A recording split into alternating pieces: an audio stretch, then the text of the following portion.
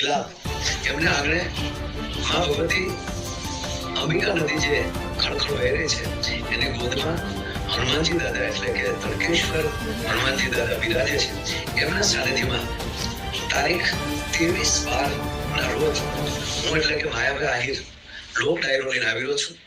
મારા વાલા વનવાસી ભાઈઓ બહેનો આવો, મારા વાલા વનવાસી ભાઈઓ બહેનો આવો, સાથે મળીને ધર્મનું જાગરણ કરીએ અને આપણી સંસ્કૃતિનું જતન કરીએ।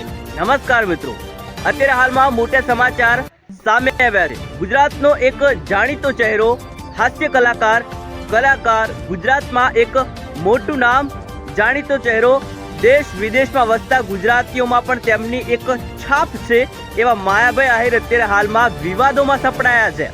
જી હા મિત્રો, વાત કરવામાં આવે તો થોડા સમય પહેલા ગુજરાતના એક જાણીતા કલાકાર એટલે કે રાજભા ગઢવી પણ વિવાદોમાં સપડાયા હતા। આદિવાસી સમાજને લઈને તેમણે એક ટિપ્પણી કરી હતી। ત્યારે મિત્રો અત્યારે હાલમાં જે માયાભાઈ આહિર હાસ્ય કલાકાર છે તેઓ પણ વિવાદોમાં સપડાયા છે।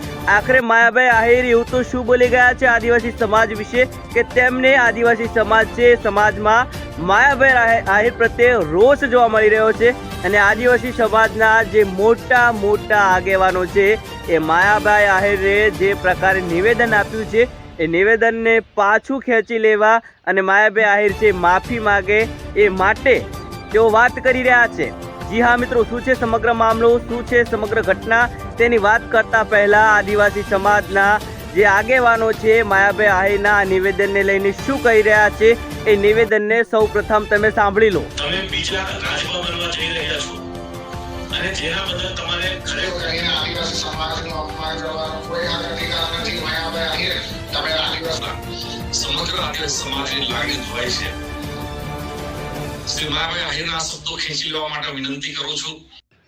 હાસ્ય કલાકાર માયાભાઈ આહિરનો થોડા જ સમયની અંદર આદિવાસી વિસ્તારમાં મિત્રો એક મોટો કાર્યક્રમનું આયોજન કરવામાં આવ્યું હતું અને એ કાર્યક્રમમાં આદિવાસી બધા જ ભાઈઓ બહેનો આવે એ માટે માયાભાઈ આહિર છે એક વિડીયો બનાવ્યો હતો, પરંતુ એ વિડીયોમાં માયાભાઈ આહિર છે આદિવાસી ભાઈઓ બહેનોને વનવાસી કહ્યા હતા અને જેને કારણે આદિવાસી લોકો છે તેમની અંદર માયાભાઈ આહિરને લઈને રોષ જોવા મળી રહ્યો છે, આક્રોશ જોવા મળી રહ્યો છે, જેને કારણે આદિવાસી સમાજના જે આગેવાનો છે, જે નેતાઓ છે, જે લોકો છે અલગ વિડીયો બનાવી રહ્યા છે અને એ વિડીયો મારફતે માયાભાઈ આહિરને સંદેશો મોકલાવી રહ્યા છે કે માયાભાઈ આહિર તેમનું નિવેદનને પાછું ખેંચી લે અથવા તો આદિવાસી સમાજની તેઓ છે એ માફી માગે।